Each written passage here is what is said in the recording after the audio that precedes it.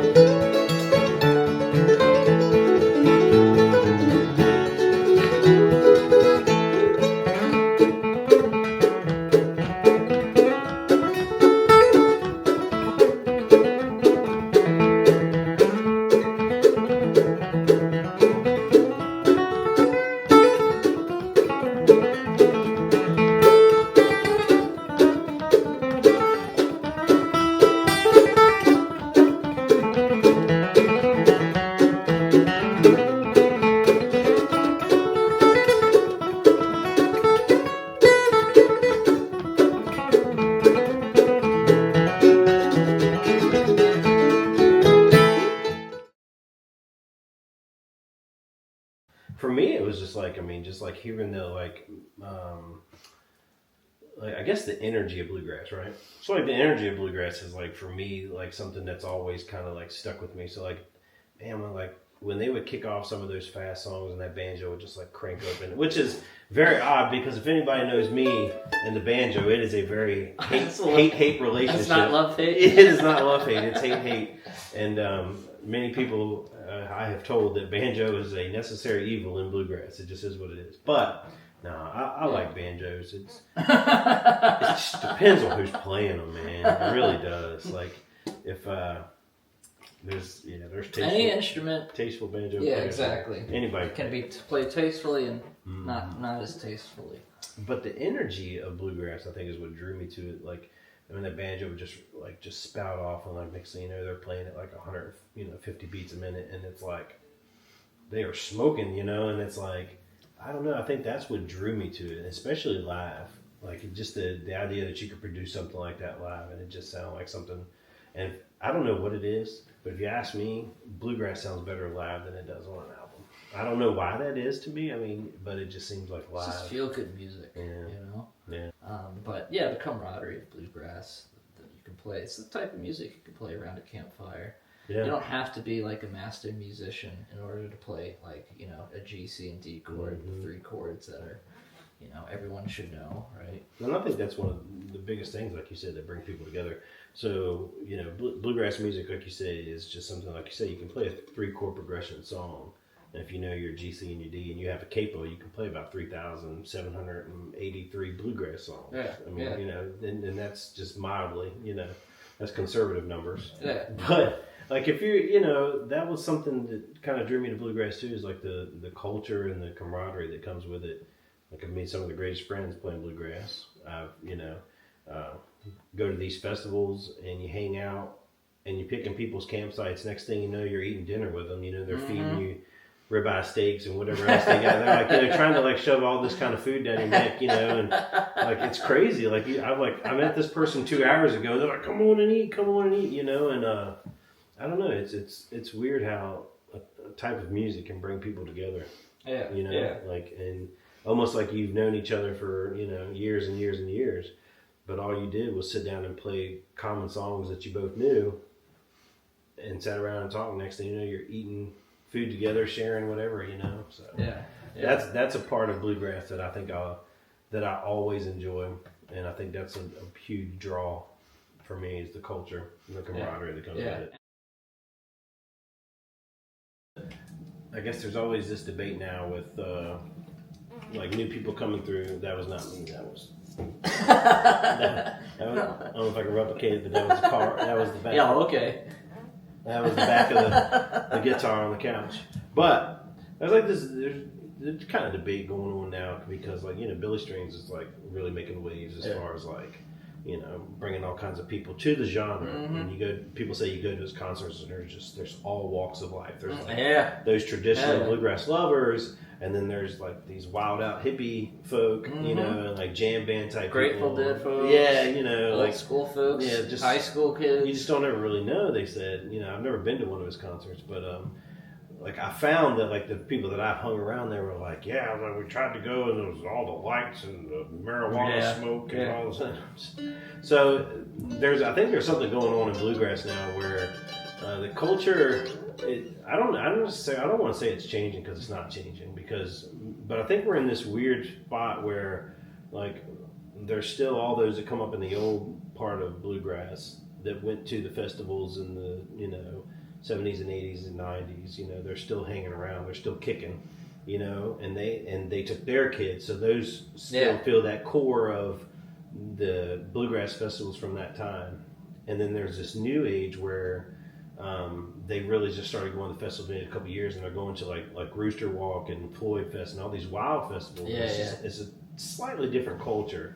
I haven't been to some of these wilder festivals yet. You know, I'd like to go to some and just see how they are, how they compare to the traditional style bluegrass festivals I go to. But as far as like the, I guess the debate that's going on, like there's some that say, you know, he's great for bluegrass, and then there's others that says, oh, he's not bluegrass at all. Yeah. And it's like, you know, I don't have a huge opinion on it, you know. Like I can take things with a grain of salt. Like I don't like to be so like clear cut. Oh, he's great for bluegrass. Oh, he's not. For me, I'm happy that like he's bringing other people to the table, and that they show up at these festivals, you know, or they might come and see us play because they like bluegrass. You know what I'm saying? Like all of a sudden they've got a liking to bluegrass. So for me, I care less. All I can say is he's, you know, really talented. And Godspeed, he's doing well. Good for him. You know what I mean? Yeah. There's some, man. Oh, he's not bluegrass. I can't stand him. Whatever. I mean, that's, you know. But then again, you can't play like him either, so I guess you do hate him. Yeah, it's always evolving, you know. I remember when the infamous string dusters started playing, people were like, well, it's not very traditional, you know. Because you don't lean more traditional more than you some of the ones you kind of listen to some of the jam band type stuff. And, yeah. And I that's the thing. Like I go through, go through phases where all I'll listen to is Del McCoury and Larry Sparks. I went through a huge phase. Mm-hmm. I've tried to do a Ralph Stanley phase. I can't. I don't know what it is. Don't tell Jared I said that. So our banjo player, he's a huge Stanley player. He plays Stanley style. He loves all things Ralph Stanley. Even his vocal, if you ask me, is very reminiscent of Ralph Stanley.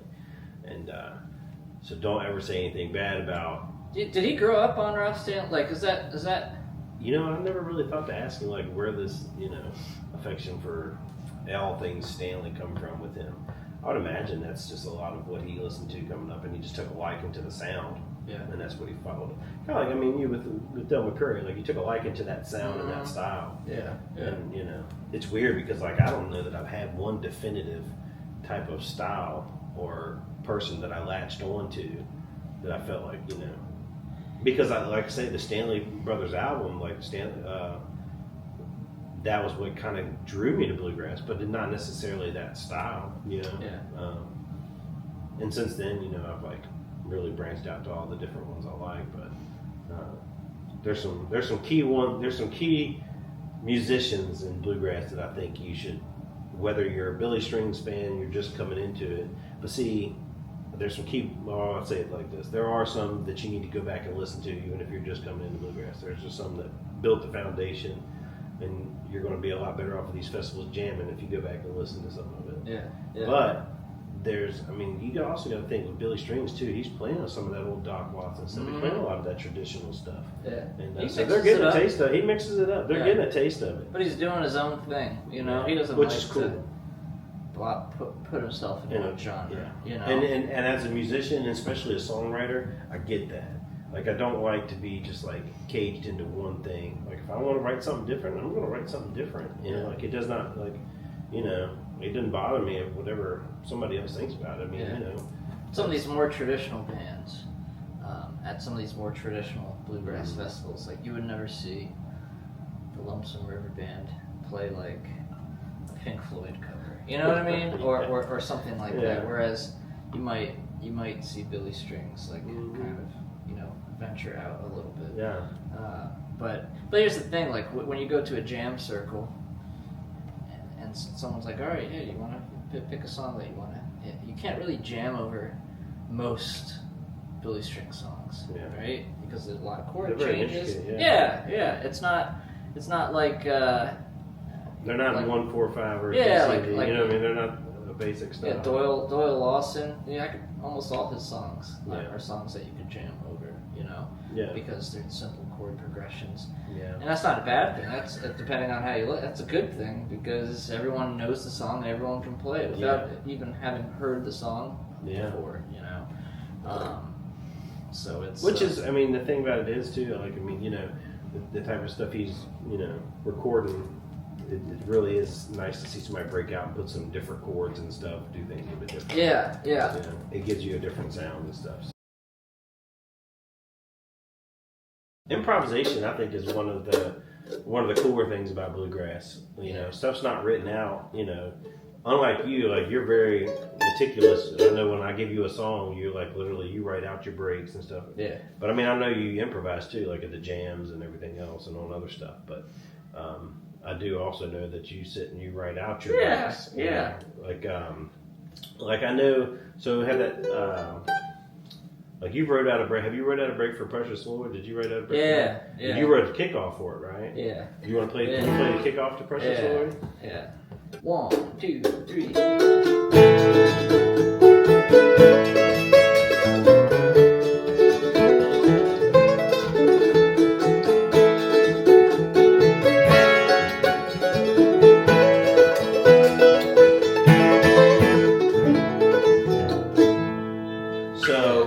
Every time we play that out, when you kick it off, that's how you kick it off every time. Pretty much. Yeah. There's pretty much like not many variations of it. It's that same way every time. I don't know that I've ever played the same lick twice. Well, because one, I really don't know many licks, but I know I've never played the same break twice.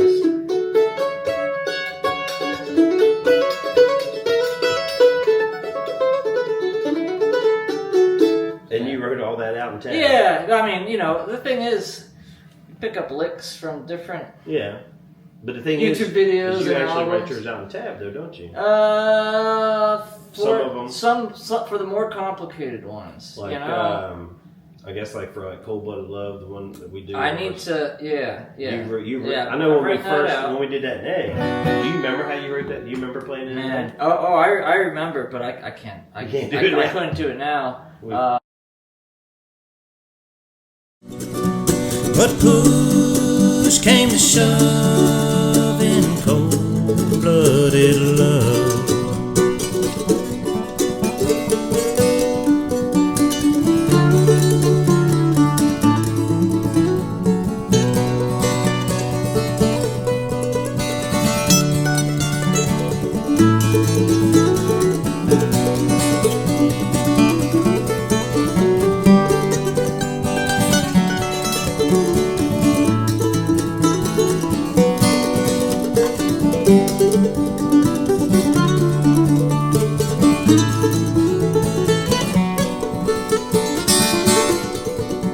The smoke slowly cleared.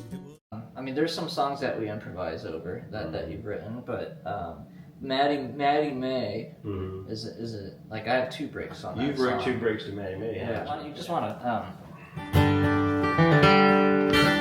Sing the chorus with me? yeah. Maddie May, they laid you in a cold grave when the moon shines on the ground. The ghost of Maddie May wants around.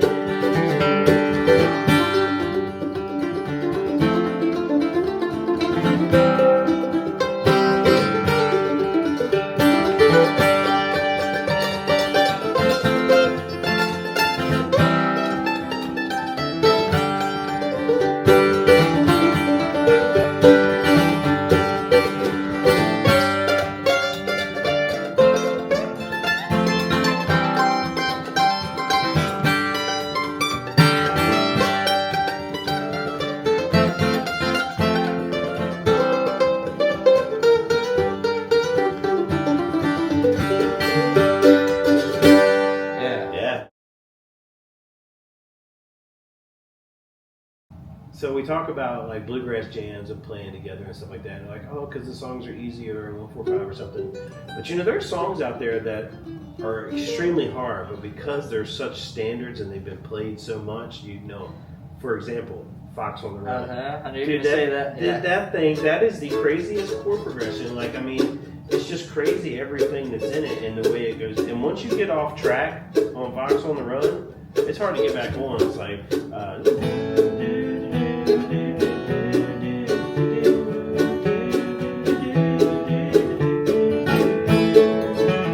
and you can sit there and play that song in a jam, and everybody, you know, well, for the most part, let's face it, depends on what kind of jam you're in, if everybody can play it or not, or people can play it at all.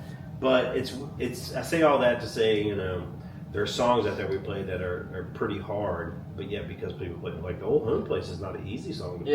Yeah. I mean, you know, like people, like I learned that chord right there. Yeah, whoa, what's for that song? Yeah. You know what I mean? Like that's the only reason what is it? Is it a B minor 7? Or yeah. B7 or something? Yeah. But I learned it specifically for that thing. Been 10 long years since I left my home in the holler where I was born, where the cool fall nights make the wood smoke rise and the fox hunter blows his horn. And it's like, I've written some songs where I've used that chord and stuff. I remember my granddad, like, he was telling me about that song, was trying to show me that chord, and I'm like, I'm like, how did you do it? I'm like, nope, not gonna learn that chord, but yeah. You kind of hit on something that made me think about something. So, like, you know, when it comes to like being in a jam, and you were saying that, like, you know, you wanted to learn all these songs, kind of like, you know, because I know you told me at times, like, you were at a jam maybe that I wasn't at, and people would play a song, and then it'd be like a standard that all of them knew. Everyone knew the song, and I didn't know the song. So afterwards, I can't remember what song it was, but it could have been like a gentleman song. yeah. country gentlemen have a huge following in this neck of the area. woods. Yeah. And after the song finished, it was 6 of us in the jam. And I was like, that's a great song. What song is that? And everyone, they thought I was kidding.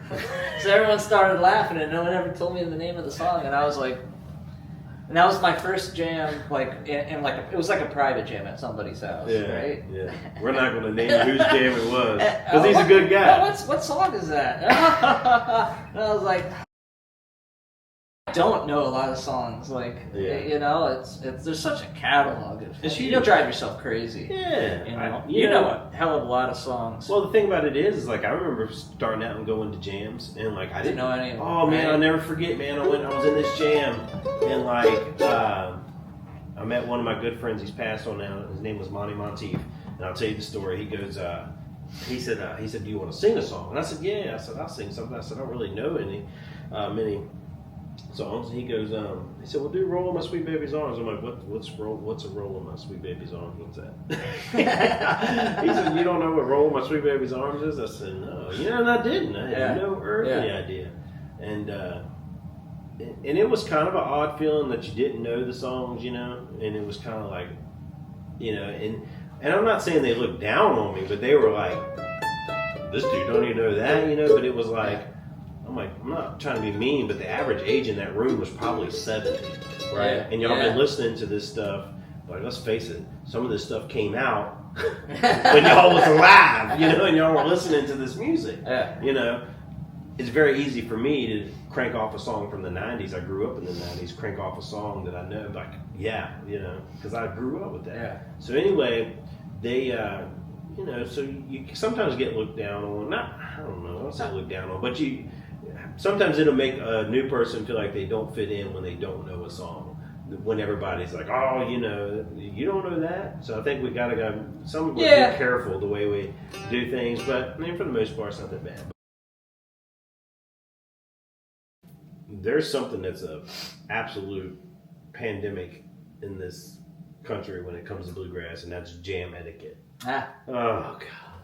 Like, I don't know why some people feel like they have to play their instrument as loud. Like let me just see how loud I can play my instrument while everybody else is trying to sing or take a break.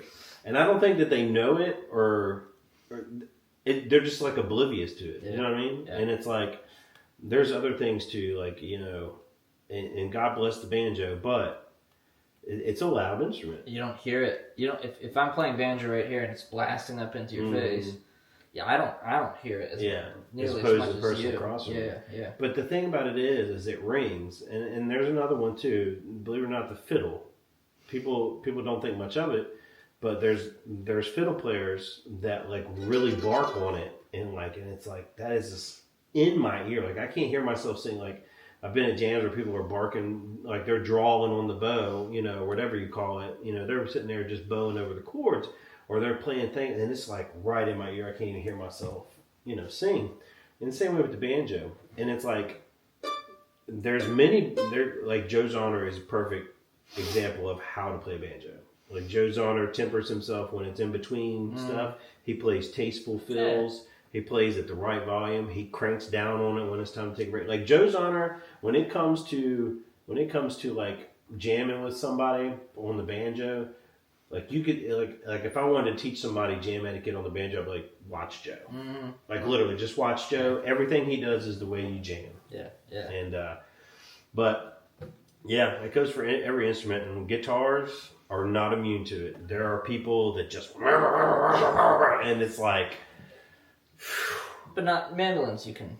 There's no way you can have bad jam etiquette with a mandolin. No. Yeah, you can. And it's called chopping at a time. I've been to a few jams. There can be a little bit of an issue when your mandolin player struggles with timing. And timing is such a big part of the mandolin. You should get that part down pretty good. Before you play loudly in a jam. Right. And that's the thing about jam etiquette. Like, if you don't, like when I was learning guitar and I was at a jam, I wasn't playing loud, but there's some that like, maybe might not learn, but they don't know the song and they're still blaring on their instrument, and it's like, chill out. Oh, that's the president. He wants to know. He wants to know what I'm doing in my interview. I gotta give him the launch codes. So he'll just have to wait. He can launch it. He can launch that rocket when I'm done with my interview. But yeah, no, jam etiquette. Yeah, and they're YouTube videos and instructional classes. Old VHS tapes. Is any of them on jam etiquette? There are. Really? Yeah, there are. Because the thing about it is like you can make a jam miserable for everybody. You know, like one night at Stony Point, man, we had this guy show up, and I'm not going to say his name because he's well known. At least his last name is well known, especially in the banjo industry. And he showed up, and like he just, I don't know, like he had this idea that he could play his banjo louder than everybody else, and he could play when other people were trying to take a break, and like, you know, people are singing, and he's just rolling on that thing and cranking on it. And, you know, he might not have been in the right state of mind, let's face it. He may have had a few before he got there.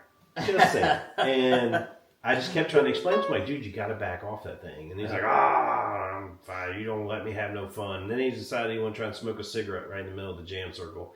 I'm like, dude, you can. That's just bad human etiquette. I'm like, dude, you can't smoke here, man. Like, you want to smoke, you got to be on the other side of the building. That's where you're supposed to, you know. And I'm like, especially not in the bluegrass jam circle. Anyway, after like the fourth time I told him he couldn't smoke in the circle, and like the fifth time I told him he had to be quiet on the banjo, he just gave up. And he was just kind of like, you won't let me have any fun. And I'm like, buddy, I just don't think this jam is for you, man. I just don't think this is your jam. But you know. Jam etiquette comes with experience and some common sense goes I think, along the yeah, way. and I think it comes with being considerate. Yeah, you know what I mean. Yeah. Like think about others when you're playing bluegrass at a jam. Think about others. I mean, you know what I mean. Yeah, and depending on how advanced musicians are in the group. Mm-hmm. You know, what song you should play. If we're already in a certain key, should I play that one? Yeah. Or should I play a song in that key, or can I switch keys? Yeah. And then there's the jam takeovers. You ever seen those before? Mm-mm. So what'll happen is there'll be like 2 or 3 people show up that are in a band together, and they know all these songs. They're tight harmonies, you know what I'm saying? So what happens is they get in, especially if it's not a well-organized jam, and it'll get around to them, or somebody will say, hey, sing a song, and they'll sing a song, and as soon as they're done, they're like, oh, do blah, blah, blah, and they'll kick that song and into that. Next thing you know, man, they've done like 6 or 7 in a row. Yeah. And like everybody's just kind of standing there. It's become their little show, you know, and everybody's like watching them, and it's like, they know it. When we go to Stony Point, I'm always afraid that I don't want, because whenever we play, we have a good time. Yeah. But I don't want to scare away any other musicians. Yeah. Well, we usually, me and you probably don't play. I usually try not to play 3 songs in a row. I'll play 3 songs in a row at max, unless nobody. Well, you know, some places they're not singers, but if there's other singers there, I usually won't even do hardly 2 in a row. Like I probably won't even do 2 in a row, especially like you say. I don't want it to look like me and you are taking over. Yeah. You know, because we have tight harmonies and we're doing whatever. Yeah. But I've seen some come into the jams, man, where they just like they want to take over. Sure. Because it's more of a look at us thing. Yeah, yeah. Which, you know, whether or not they know that they're doing it or not.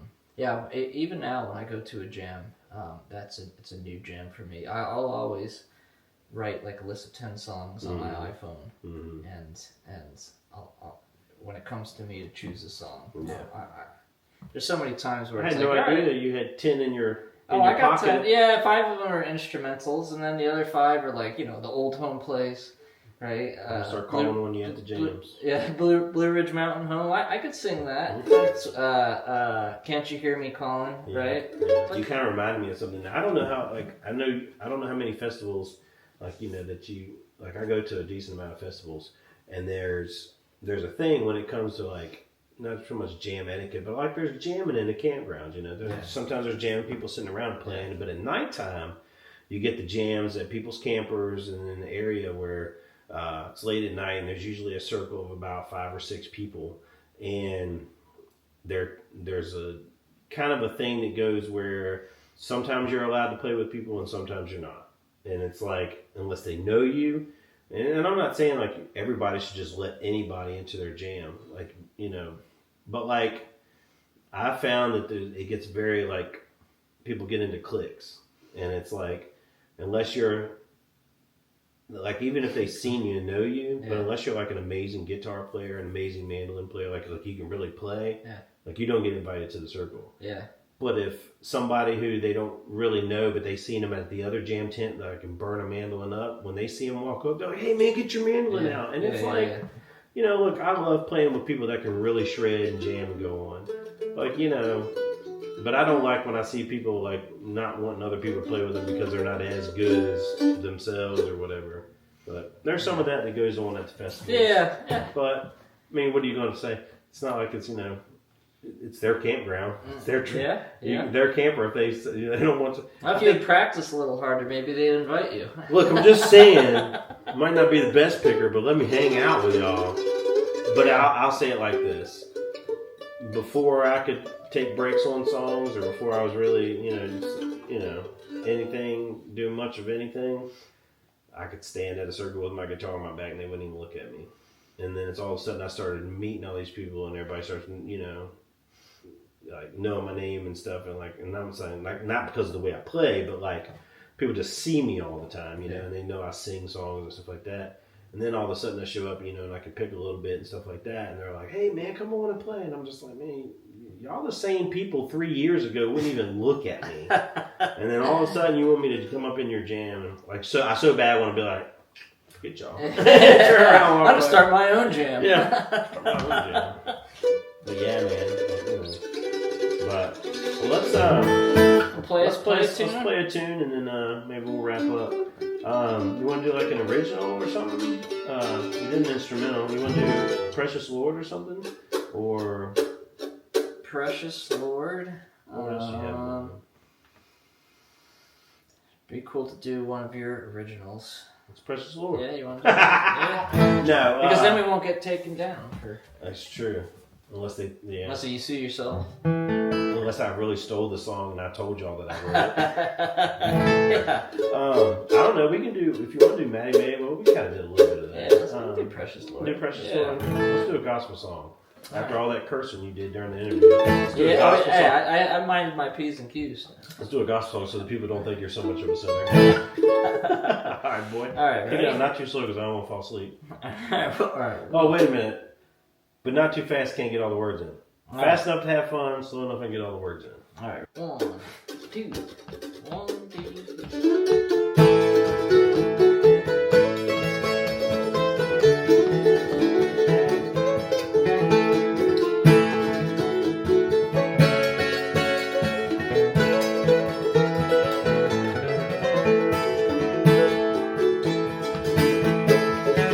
Precious Lord, take my hand, lead me on to the promised land, where we'll be forevermore.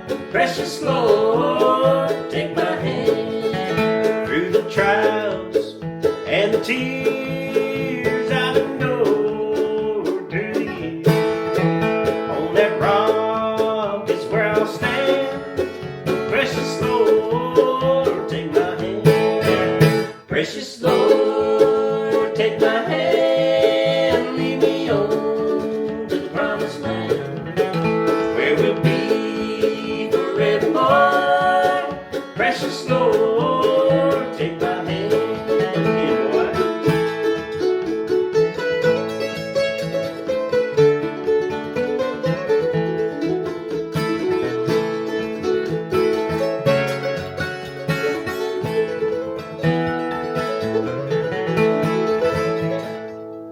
Well, buddy, appreciate you. Appreciate stuff. you sitting down and sharing a little bit about your bluegrass history and Let's have all a that. nice conversation about bluegrass. All that great, knowledge that you trying to share with the world. It's fun, man. But Will you invite me back for another episode? No. No. That's all the people can stand is one session of me. But I appreciate you. Yeah.